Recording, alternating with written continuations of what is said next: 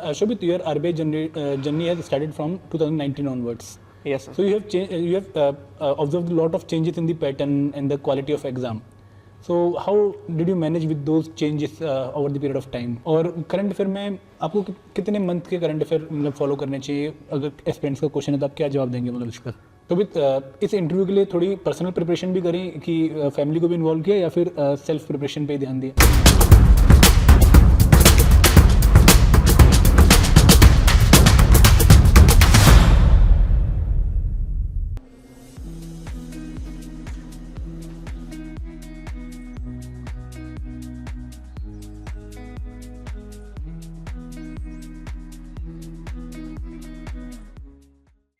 Hello everyone, आज हमारे बीच है एक और RBI grade B topper Shobhit Kansal. Thank you sir. And Shobhit ने recently RBI grade B exam qualify किया है और ये जीरकपुरी रहते हैं। और शोभित के बारे में कुछ बातें बताना चाहूँगा कि शोभित ने एडुटेक के साथ शोभित का एक लंबा कनेक्शन रहा है। 2018 से हमारे साथ जुड़े हुए हैं। पहले 2018 में भी इन्होंने प्रिपरेशन करी और फिर फेज़ 1 निकाला 2019 में। उसके बाद इन्होंने एसबीआई में इनकी पोस्टिंग हो गई और एसबीआई में इन्होंने गुजरात में 4 साल जॉब करी और उसके बाद ये अब आरबीआई ग्रेड बी ऑफिसर जो है फाइनली बन गए और एडुटेक से पूरे टाइम में जुड़े रहे। ये हमारे पेड स्टूडेंट हैं और काफ़ी मेहनत इन्होंने अपने एंड पे भी करी, क्योंकि आप लोग जानते हैं कि जॉब के साथ प्रिपेयर करना is one of the difficult task जो एक एस्पिरेंट करता है। लेकिन इनकी मोटिवेशन बहुत हाई थी और सबसे खास बात शोभित के बारे में ये कि इनका ना प्लान बहुत क्लियर था। मतलब इन्होंने किसी और एग्जाम के बारे में सोचा नहीं। इनकी journey RBI grade B oriented ही थी। इनको पता था कि यार मेरे पास एक आईएम का ऑप्शन भी है, मेरे पास एसबीआई का ऑप्शन भी है, लेकिन एसबीआई में जाने से शायद मेरी आरबीआई की जर्नी थोड़ी स्मूथ हो जाएगी, बाद में मुझे हेल्प मिल सकती है। तो उन्होंने वही पाथ चुना जो इनको आरबीआई की तरफ लेके जा रहा था। तो ये क्लैरिटी माइंड में होना बहुत जरूरी है कि हम क्या चाहते हैं और उसके लिए हमें कौन से स्टेप्स चूज करने पड़ेंगे। And this is something he is very good at. And Shobhit बहुत मेहनती हैं और मैं इनको अभी थोड़ी पास्ट हिस्ट्री बताऊँ तो जब ये हिमाचल बोर्ड में थे 11th-12th में, तो हिमाचल बोर्ड में 4th रैंक पूरे स्टेट में, एंड देन 12th में 9th रैंक और आरबीआई ग्रेड बी में इनका रैंक 29th है। तो he is a studious person. Thank you sir. But 10th-12th में तो हम सबके अच्छे मार्क्स आते हैं, बट वो बाद में कंसिस्टेंसी ब्रेक हो जाती है। बट इन्होंने वो बना के रखी और बहुत मेहनत इन्होंने करी है। तो let's have a big round of applause for Shobhit. Thank you sir. Shobhit, आप कुछ कहना चाहेंगे अपनी जर्नी के बारे में? सर आपने वैसे सब बता ही दिया है। इट वॉज 2018 जब मैंने पहली बार आरबीआई का नाम सुना था। Actually I was preparing for CAT and other MBA exams, but इतना अच्छा स्कोर आया नहीं था कैट में। तो आई थॉट कि एक अटैम्प्ट और देने से पहले I should explore other avenues. So I heard in Quora that RBI भी एक अच्छा ऑप्शन है फॉर अस। तो सर्च करते करते एडोटैप का नाम सबसे ऊपर आया। आई कॉल्ड द नंबर और दीपक सर ने फ़ोन उठाया था पहली बार। उन्होंने थोड़ा सा एक प्लान दिया, थोड़ा डर लगा पता नहीं है कैसे होगा। फिर I called again after 10 days, Anchit sir ने फ़ोन उठाया, तब उन्होंने बताया कि ऐसे ऐसे करो। For 3-4 months I started preparing. But वही था, जॉब के साथ आईटी कंपनी में था मैं गुड़गांव में। सो जॉब के साथ I was not able to completely manage. So in 2018 I resigned from the job in October somewhere around. I got a decent percentile in CAT. I got the new IIMs. But meanwhile SBI भी crack हो गया था. But I was clear in my mind कि शायद RBI ज़्यादा अच्छा option है, MBA बाद में भी कर सकता हूँ. So कैलकुलेटिवली या फॉर्चुनेटली जैसे भी SBI PO चूज़ किया कि IIM बाद में भी शायद चले जाएंगे, तो इसलिए SBI PO स्टार्ट किया ताकि शायद RBI में हेल्प होगी. But it took another 4 years in SBI क्योंकि कोविड आ गया, फिर अटैम्प्ट पढ़ नहीं पाए ठीक से with the job and all. फिर 2022 में लास्ट टाइम मैंने इंटरव्यू दिया था RBI का, बट वो क्रैक नहीं हुआ. बट इस बार और ज़्यादा फिर और ट्राई किया. सो या ग्रेट. एंड शोभित के बारे में और भी बहुत सारे इंटरेस्टिंग फैक्टर हैं जो हम अभी आगे डिस्कस भी करने वाले हैं हमारी पूरी सक्सेस स्टोरी में. आई वांट एस्पिरेंट्स की वो ये सेशन पूरा देखें ताकि उनको बहुत कुछ सीखने को मिले. शोभित, हमारे पास आपके लिए कुछ गिफ्ट्स हैं. एक तो अचीवर बैच, थैंक यू, ये आप यहाँ पे लगा लीजिए.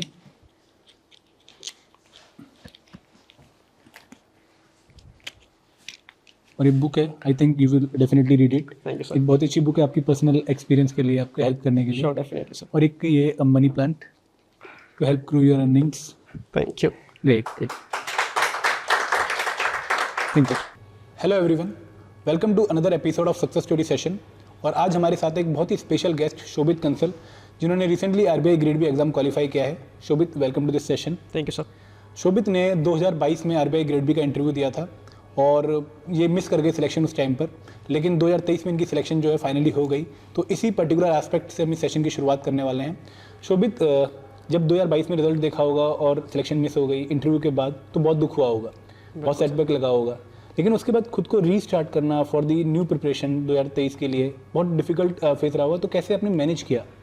सर अक्टूबर में रिजल्ट आया था and I took 1 month break and then I thought कि यार वापस से एक अटैम्प्ट देना चाहिए, अगर मैं इतनी क्लोज आके गया हूँ तो एक अटैम्प्ट तो बनता है। राइट।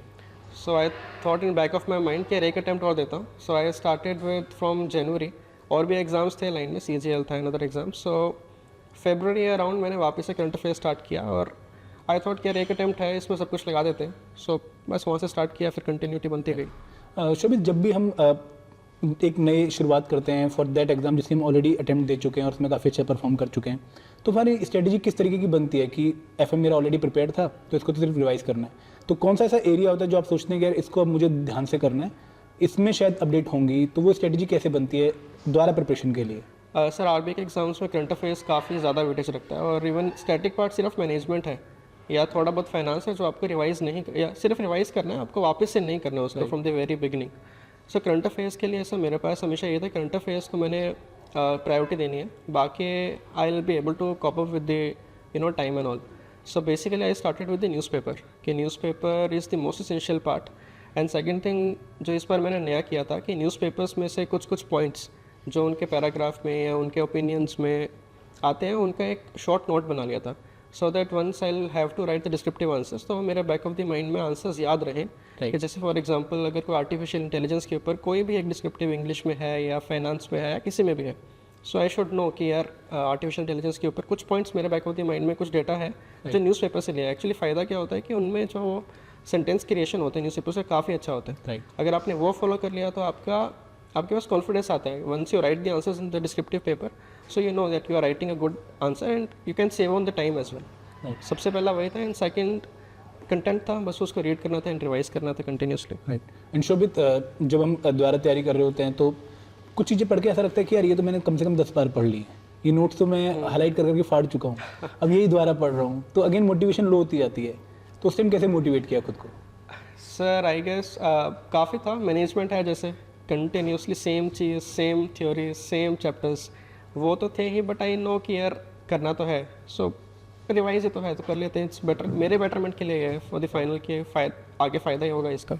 सो तो इस बार इंटरव्यू में काफ़ी फोबिया रहा होगा, पहले से ही डर लग गया होगा कि यार इंटरव्यू की प्रिपरेशन बहुत ढंग से करें। मैं बता दूं एस्पिरेंट्स को कि लास्ट टाइम शोभित के मार्क्स 25 थे इन द इंटरव्यू, और इस टाइम इन्होंने ऑलमोस्ट डबल कर दिया अपने मार्क्स, 50 है। That was a good improvement. तो शोभित कैसे मैनेज किया इंटरव्यू फोबिया को? Like you said sir, interview मेरा थोड़ा सा वीक रहा था लास्ट ईयर भी, तो इस बार मुझे था कि यार interview I should focus more on interview. So in fact मैंने इंटरव्यू के लिए ज़्यादा प्रिपेयर किया as compare to my pre और mains. For in this year interview के लिए काफ़ी टाइम था, I had 2 to 3 months enough time. So I started from the very basic PDFs, RBI website को कम्प्लीटली गो थ्रू करना, senior से continuously on calls पे उनके साथ कंटिन्यूसली बात करना, तो काफ़ी टाइम था। बट आई हैव टू मतलब काफ़ी बुक्स रीडिंग, न्यूज़पेपर्स कंटिन्यूस, सो काफ़ी टफ था वो। तो कैसा रहा इंटरव्यू का एक्सपीरियंस इस बार और पिछली बार अगर हम कंपेयर करें? ऑब्वियसली बेटर था। I was able to last year मैंने काफ़ी क्वेश्चंस के लिए मुझे आंसर नहीं आता था, तो सॉरी सर ऐसा हो रहा था। इस बार I was able to convince them कि हाँ that I have read something, इस बार तो अच्छा ही करूँगा। शोभित, इस इंटरव्यू के लिए थोड़ी पर्सनल प्रिपरेशन भी करें कि फैमिली को भी इन्वॉल्व किया या फिर सेल्फ प्रिपरेशन पे ही ध्यान दिया? नहीं, ऑब्वियसली लास्ट ईयर क्या था कि आई वॉज वर्किंग इन गुजरात, जैसे पहले आपने बताया, तो वहाँ पे क्या था कि I was working in rural area, so थोड़ा सा खाने का इशू था। तो इस बार आई थॉट कि I will call up my parents कि प्लीज़ आप यहाँ पे आ जाओ। My father and mother both are retired, so I asked them कि प्लीज़ आप यहाँ पे आ जाओ and please manage the other stuff and help me out in my studies, ठीक है मैं पढ़ लेता हूँ, आप प्लीज़ मैनेज कर लो बाकी। So they were very much like cooperative obviously. तो उन्होंने आके पूरा 2-3 महीने वहाँ पे रुके उस गाँव में मेरे साथ, तो कुछ नहीं था उनके पास करने को except for helping me out. So in that sense मैंने काफ़ी फ़ायदा हुआ उस चीज़ का मुझे। बट शोभित, मुझे लगता है कि ये जो सारी चीज़ें आपने अलाइन करी ना फॉर द इंटरव्यू प्रिपरेशन, वो काफ़ी हेल्प करी आपकी in the end. Exactly sir, it was my last shot. I do have another like एक और अटेम्प्ट था मेरे पास, but back of the mind मेरे पास ये था कि यार मेरा लास्ट शॉट है, जितना हो सकता है बस करना है, इसी में करना है और इसके बाद शायद नहीं हो पाएगा। राइट। शोभित, तो थोड़ा पीछे जाते हैं आपकी लाइफ में। आपने स्टार्टिंग में 11th-12th में काफ़ी अच्छा परफॉर्म किया, you were the state topper, है ना, आपका 4th और 9th रैंक था 11th-12th में। तो जनरली जो टॉपर बच्चा होता है ना हमारी सोसाइटी में, उसको कहते हैं कि यार ये आईएएस बनेगा, ये आईपीएस बनेगा, पहले ही टैग लग जाता है।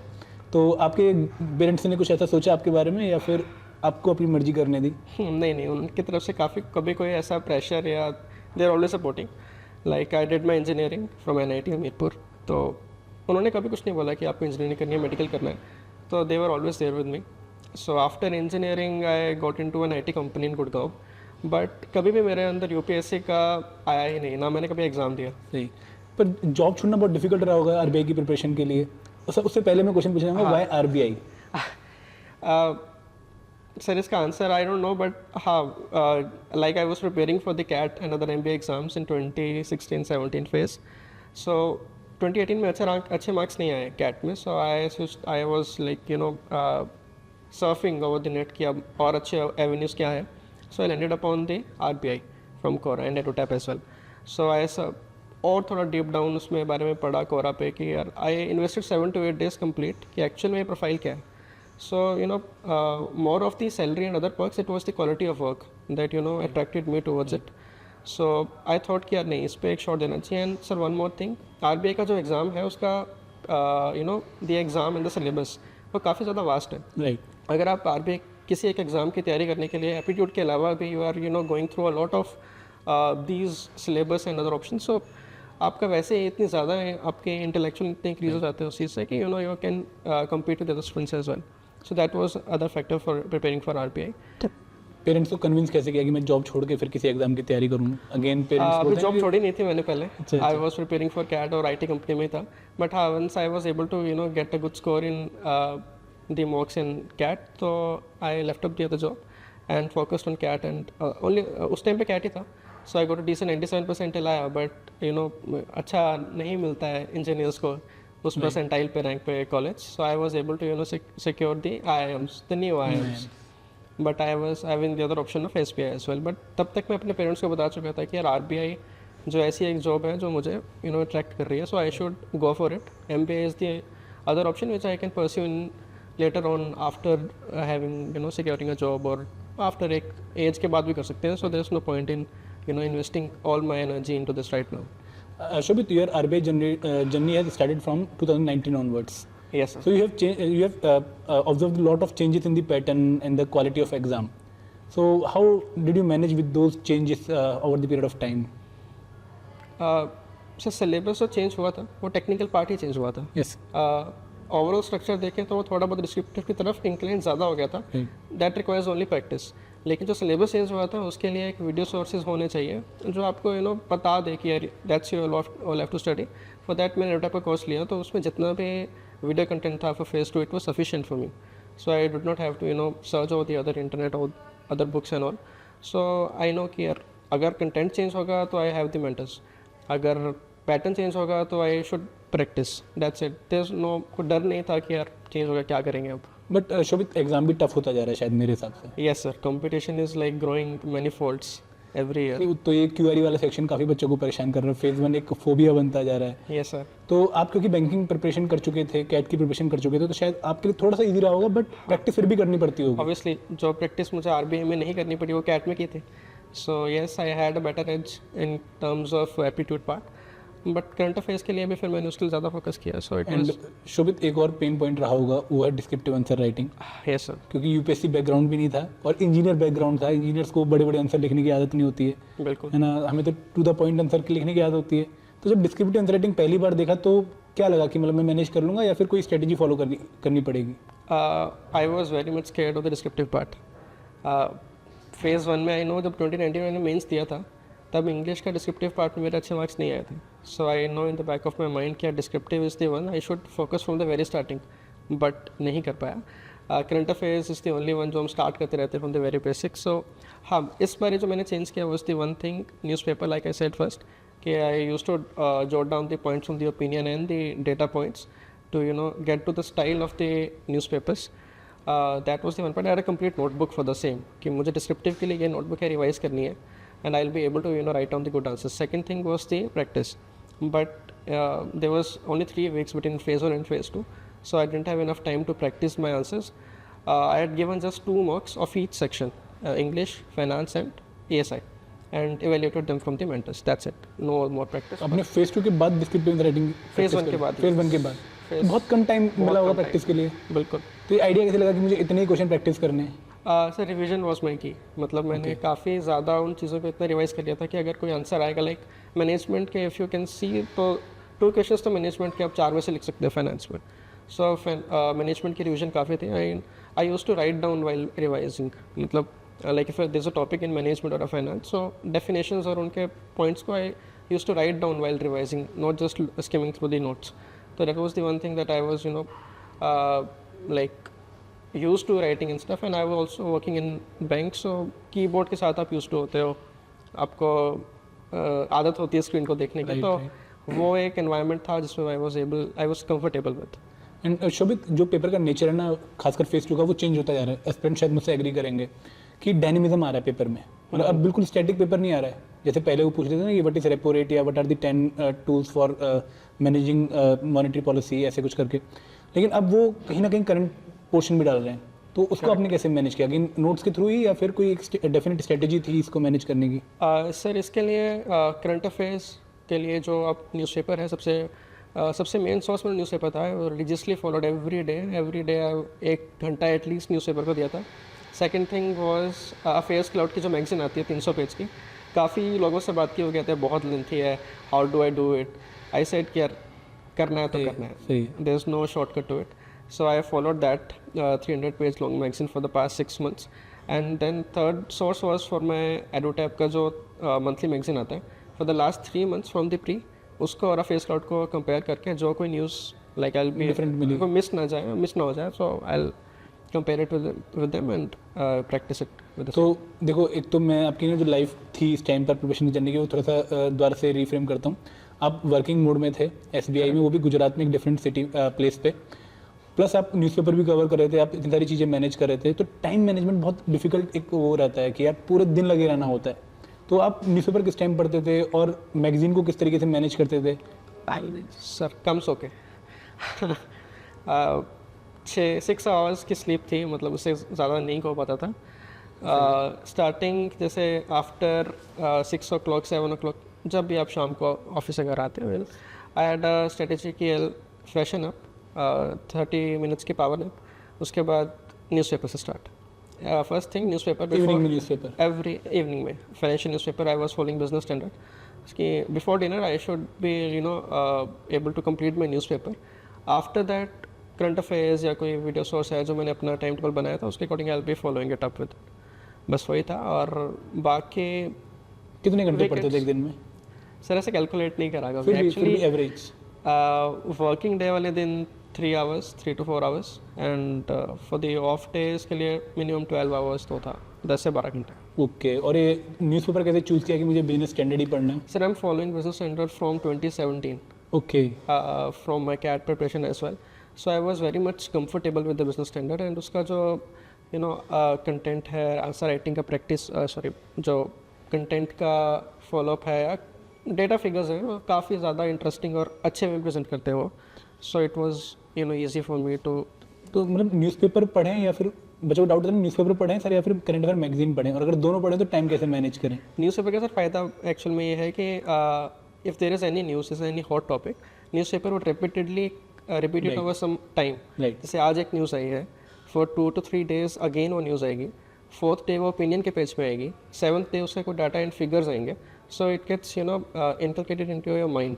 एक फ़ायदा ये है, क्योंकि करंट अफेयर्स मैगजीन में क्या होता है, you have to cram the things, although there is some background there in the magazine itself, but there is some type of cramming. Obviously current affairs में क्रैमिंग होती है, बट वो magazine में क्या होता है, यू विल हैव टू उसको use to बनाना, उसको इतने हैवी पेजेस को पढ़ना थोड़ा सा बोरिंग हो जाता है, तो इसलिए न्यूज़पेपर स्टार्ट करना चाहिए, एंड देन करंट अफेयर्स की magazine is a better option. और करंट अफेयर में आपको कितने मंथ के करंट अफेयर मतलब फॉलो करने चाहिए? अगर एस्पिरेंट्स का क्वेश्चन है तो आप क्या जवाब देंगे, मतलब इसका? 5 to 6 months इनफ है, बट जैसे अभी प्री का एग्जाम था, दी क्वेश्चंस पहले क्या होता था बिफोर कोविड, 1 liners थे, अभी वैसा कुछ भी नहीं है। लेंथी क्वेश्चंस हैं, इन 80 क्वेश्चंस को आप 25 मिनट्स में नहीं पढ़ सकते। इनफैक्ट उतने लेंथी क्वेश्चंस होते हैं, आंसर्स आसान होते हैं, मतलब इतना टफ क्वेश्चंस नहीं होते, the answer questions are easy but they like काफ़ी टाइम इन्वेस्ट करना पड़ता है आपको इन क्वेश्चंस को पढ़ने में, तो इसलिए एक रीडिंग हैबिट बहुत ज़रूरी है न्यूज़पेपर से, करंट अफेयर्स मैगजीन से, तो उसको कंटिन्यूटी रखो 5-6 महीने की काफ़ी है। शोभित, अगर कोई बिगिनर इस एग्जाम की तैयारी कर रहा है और आपको उसको बताना है कि यार इस एग्जाम की रिक्वायरमेंट ये है और तू इस तरीके से इसको प्रोसीड कर, तो कैसे आप उसे गाइड करेंगे अगर उसका 6 महीने का टाइम है? फर्स्ट ऑफ ऑल अगर उसका बैकग्राउंड कॉमर्स का है तो उसके पास इकोनॉमिक्स फाइनेंस का थोड़ा सा एज है। If he is not from a commerce background I ask him to cover up some basics from any book, from any NCERT और समथिंग, बिकॉज बहुत बेसिक है नॉलेज, क्योंकि टेक्निकल क्वेश्चंस नहीं आते हैं फाइनेंस के, इकोनॉमिक्स के टेक्निकल क्वेश्चंस नहीं आएंगे। You will have to go through the reports and current affairs just for your own basics कि आप कवर कर लो। पहले फेज 2 से स्टार्ट करना चाहिए। हाँ एग्जैक्टली अगर हाँ depends on person to person, अगर उसका थोड़ा सा इंटरेस्ट, अगर उसका एप्टीट्यूड स्ट्रॉन्ग है तो I ask him to cover from the phase 2। But मेरी एक स्ट्रेटेजी रही है, कोई भी एग्जाम की अगर आप प्रिपेयर कर रहे हो, लाइक कैट है या बैंकिंग है या RBI है, you first have to give the mock without any preparation. सबसे पहले 1-2 घंटा बैठ के एक मॉक निकालो। अगर उसमें आप एनालाइज करो कि वेयर आर यू लैगिंग, क्योंकि हर एक एग्जाम का नीड अलग होता है, हर एक एग्जाम का पर्पस अलग होता है, so you have to start from the mocks. अगर उसमें फिर एनालाइज करो and then you have to start with the phase 2 and 1। ये बहुत ही इंपॉर्टेंट पॉइंट बोला कि सबसे पहले एक बार स्टेटस चेक कर लो कि आप कितने पानी में हो, कौन सा आपका स्ट्रॉन्ग एरिया है, कौन सा आपका वीक एरिया है, फिर उसके हिसाब से स्ट्रेटेजी बनाओ कि यार यहाँ पे मुझे इतना टाइम इन्वेस्ट करना है, इसको मुझे एवरेज लेवल पे लेके जाना है। This is the right strategy. और बहुत अच्छा शोभित ने बताया। शोभित, जॉब में कभी पढ़ाई करी? मतलब वर्किंग आवर्स में टाइम नहीं था सर पूरा। गो थ्रू मेरे पास ऐसा था कि लंच आवर्स में अगर मैं कोई वीडियोस देख लूँ तो that would be enough for me, कि ऐसे अगर 30 मिनट्स की लंच ब्रेक है मेरे पास तो उसमें 2-3 वीडियोस में करंट अफेयर्स के या हॉट टॉपिक्स के निकाल दूँ, that would be enough.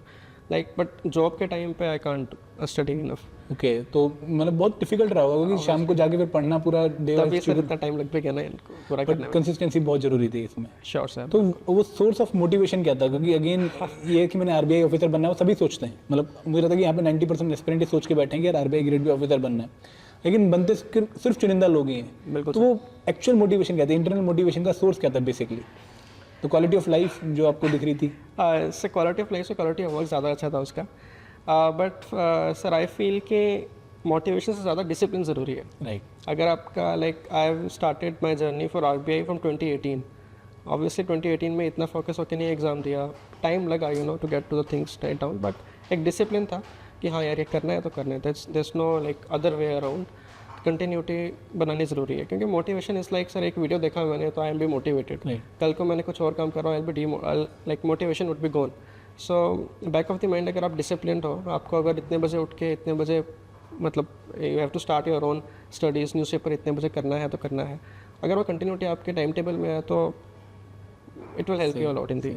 And जो ये पोस्टिंग्स चेंज होती रहती है हमारी, पहले आप वडोदरा में थे, फिर आप राजकोट में चले गए, फिर आप अमरेली चले गए, तो ये पोस्टिंग से प्रिपरेशन अफेक्ट हुई?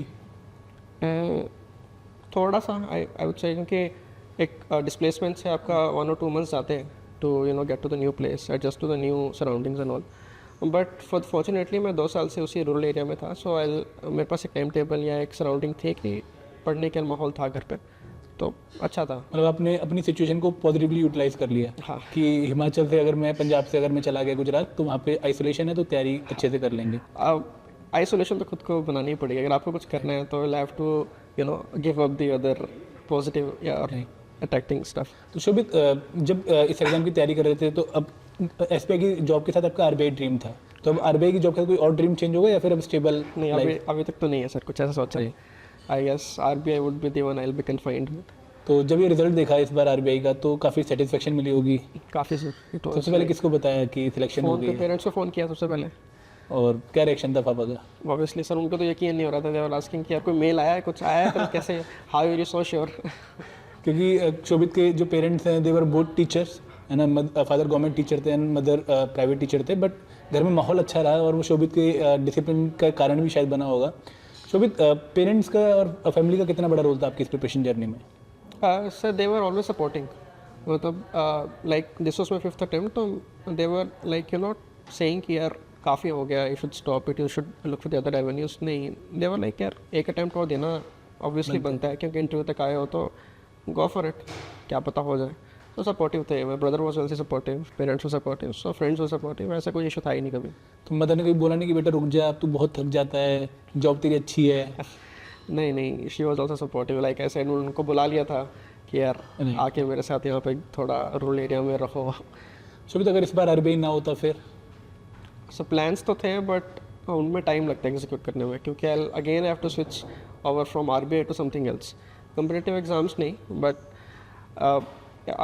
जैसे एक ऑप्शन और था मेरे पास, सीजीएल में जीएसटी इंस्पेक्टर की पोस्ट थी, बट Okay. आई गेस शायद वो परस्यू करता या नहीं करता, वो सोचा नहीं था अभी पूरा।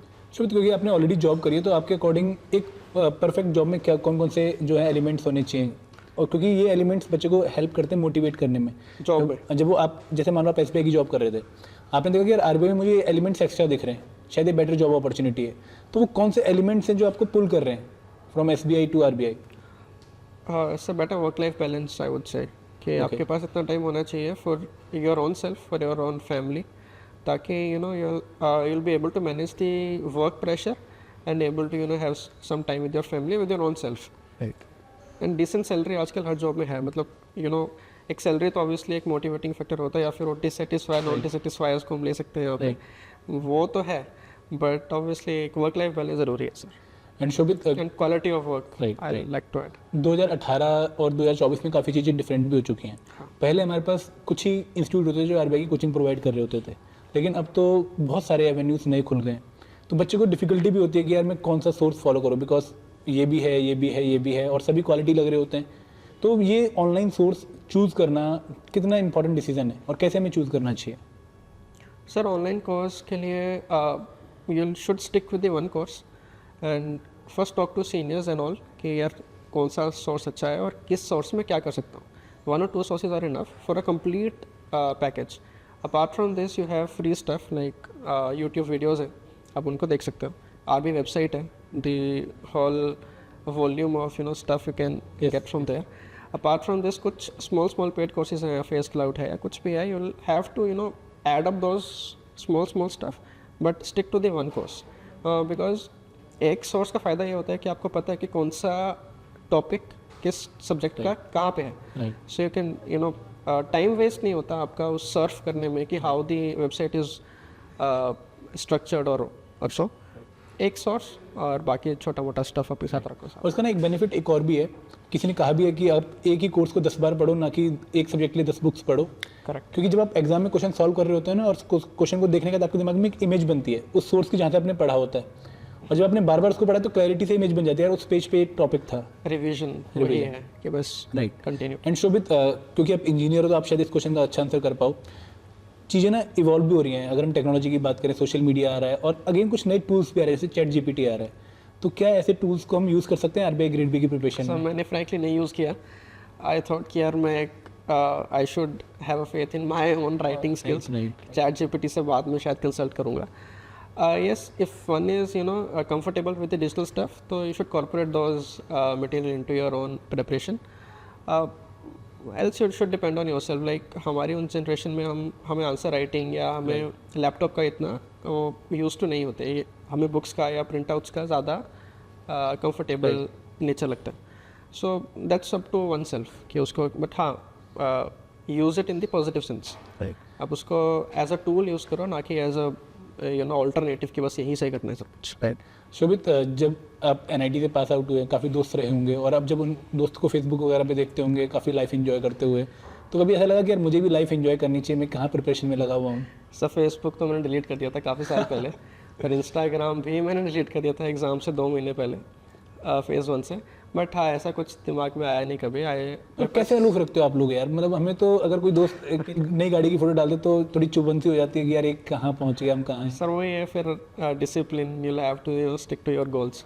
There was my own friends in SBI as well, but ठीक है, I have to corp up, I have to give up some functions of your family, of your friends, तो कुछ करना है तो आई हैव टू। शोभित दोस्तों ने कभी मतलब बोला नहीं कि यार शोभित आ हमारे साथ टाइम स्पेंड करी, कहाँ प्रिपरेशन, कभी दोस्तों ने डिस्टर्ब किया या फिर हेल्प करी? इस वे में नहीं किया कि कहाँ तो एग्जाम की प्रिपरेशन कर रहा है यहाँ पे, as well let's have some fun, नहीं, दे वर सपोर्टिव इनफ कि ऐसे हाँ उसका गोल है तो let him study.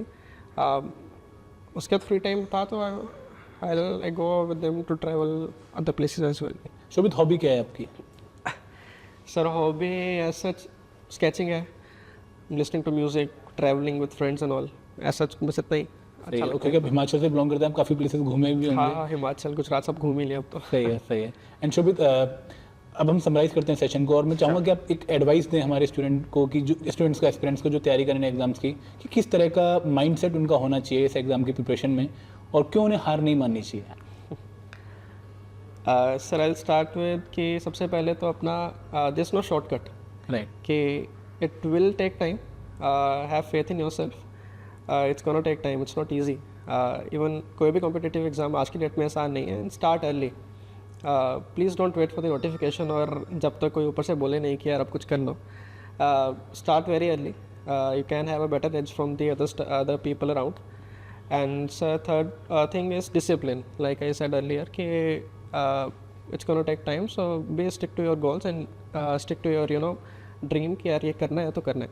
Right. And one more thing, I'll say कि enjoy the journey, कि it is a long journey, you'll have to you will get to learn some new things, failure से भी obviously इंसान सीखता है, so enjoy the stuff, enjoy the journey, one day you'll be able to succeed। Great friends, I am pretty sure कि आपने बहुत कुछ सीखा होगा इस बहुत ही इंपॉर्टेंट सेशन से। एंड शोभित ने पूरी जर्नी अपनी अच्छे से शेयर करी, बहुत सारे फीडबैक इन्होंने शेयर किए, बहुत सारी स्ट्रेटेजी इन्होंने शेयर करी।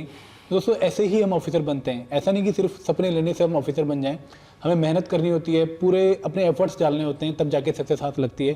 Thank you Shobhit again, and many congratulation. Thank you sir. Thank you.